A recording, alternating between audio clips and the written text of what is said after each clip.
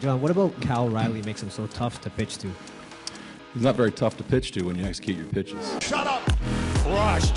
This ball is blasted, and it might keep going.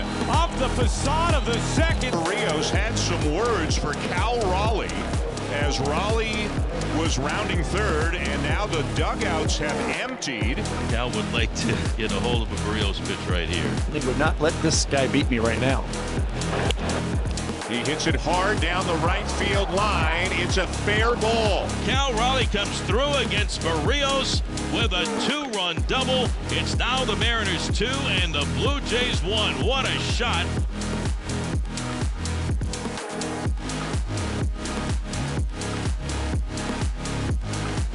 Deals to Ben Williamson. Hammered high and deep, given a ride out to left. Ben Williamson, welcome to the show. His first big league home run comes north of the border and ties the game in the 7th. It's a win for me. Hammered right field, crushed and gone. Rowdy Tellez, welcome home. He breaks it open in the 12th with a grand slam. Pitch. Hit on the ground to third base. Backhanded there by Ben Williamson. Throw across the diamond to first. Dugout by Tellez. Diving play by Williamson at third. He gets to his feet and throws in time. Homers coming on southpaws. Might there be a 5th to add? This is back and it is gone. 5th home run this year for Dylan Moore.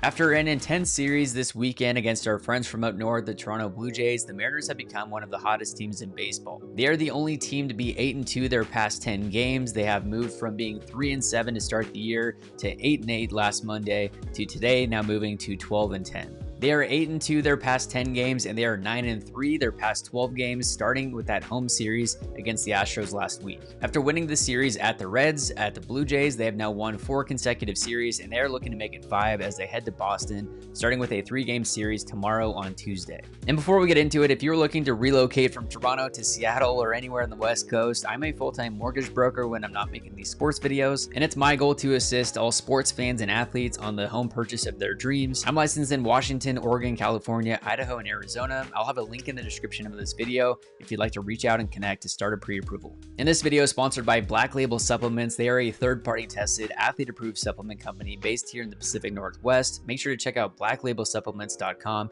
Use code CouchGM for 15% off your order.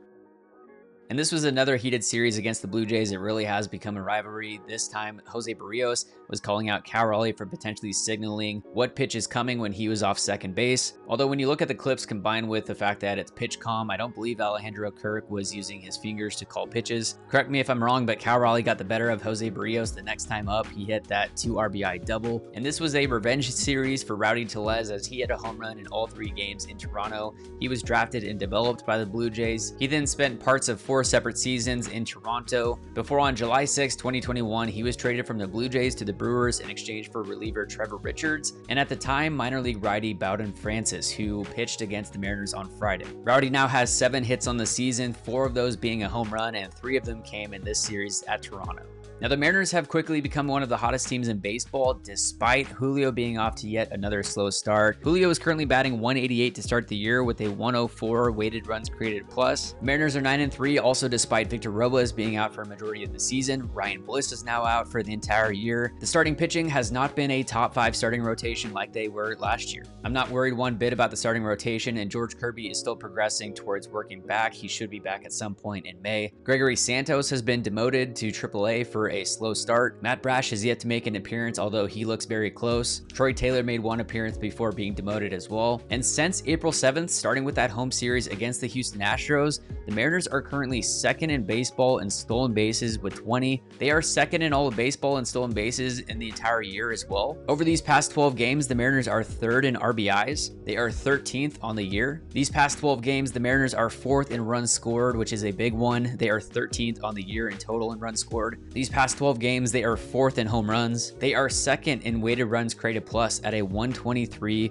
weighted runs created plus over these past 12 games. They are also 7th in walks over this 12 game span and 18th in batting average with a 229 over these past 12 games. They are 23rd in batting average on the year in total with a 22 team average. As I mentioned at the beginning, they had a very slow start. They were 3-7 to start the year. Things were not looking great. They weren't on a historic pace for strikeouts, but they were still up there. They are 27th in the league at avoiding strikeouts over this 12 game stretch, but this team's offense is looking much more like it did at the end of last year compared to the first half of last year. Dan Wilson, since taking over as manager last year, is now 11-4-3 in total series. And again, like I mentioned, this surge is big because it's not because of Julio Rodriguez. This surge is really in thanks to a total team effort, but largely Cal Raleigh, Dylan Moore, Miles Mastrobuoni, Jorge Polanco, and now Rowdy Tellez this past series. First off, we have to talk a little bit about the Cal Raleigh and the torpedo bat. Cal Raleigh first used the torpedo bat on April 11th in the game against the Rangers. He then proceeded to hit 6 home runs in the next 6 games in total. Now, after this home run yesterday in Toronto, he has hit 7 home runs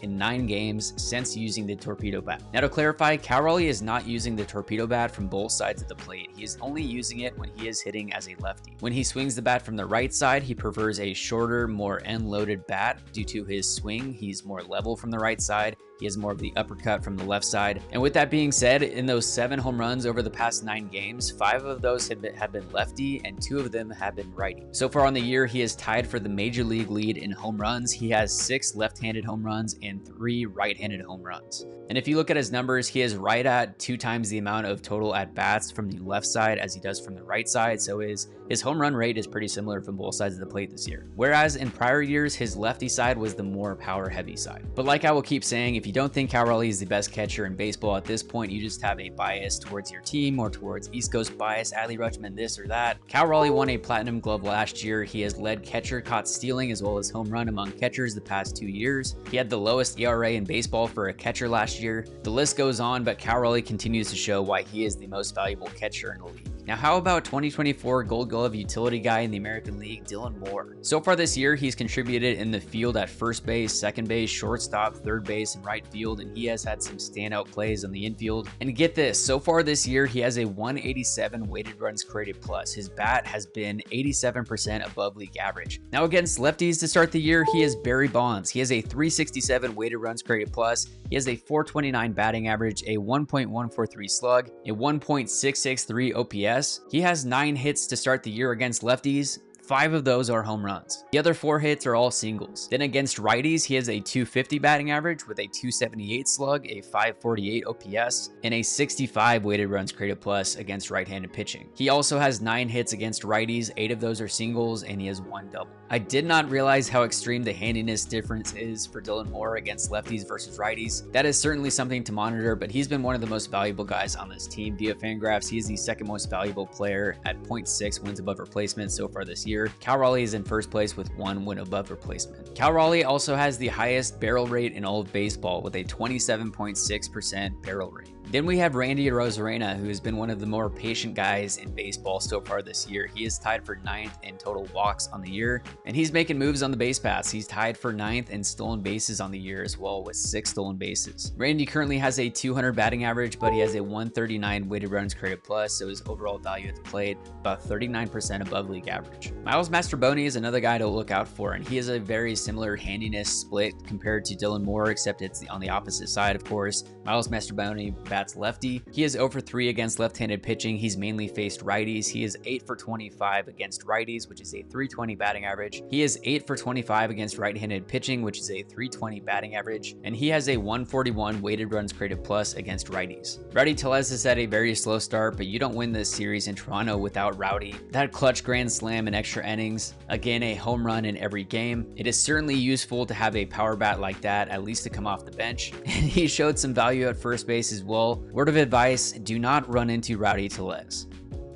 Ben Williamson also made his debut this past week. I'll be making a player profile on him this week. He got a hit in his first at-bat in Cincinnati in his big league career. He ended up hitting his first home run this past series in Toronto, and he has looked as advertised at third base, absolutely phenomenal. Friday night with Brian Wu on the mound, Vlad Guerrero Jr. hit the hardest ball of his career, over 120 miles an hour, and Ben was able to dive to his left, knock the ball down, and make a strong throw to first to get Vladdy out. Kyle Seager had a great career in Seattle at third base, but I want you to think bigger as far as ceiling for defense for Ben Williamson. Kyle Seager won 1 Gold Glove in his career. I want you to think Nolan Arenado, a perennial Gold Glover at third base. That is the upside of Ben Williamson. He has a different level of athleticism, his arm is there, and he's a guy you're going to be seeing on highlight reels for years to come. A couple other notes, Andres Munoz currently has the highest win probability added among all pitchers with 1.69, and Jorge Polanco has the third highest win probability added among all hitters with a 1.43. Polanco has had an insane start to the year, and the Mariners are not in this spot without Polanco batting from the left side. He's very limited from batting from the right side, and they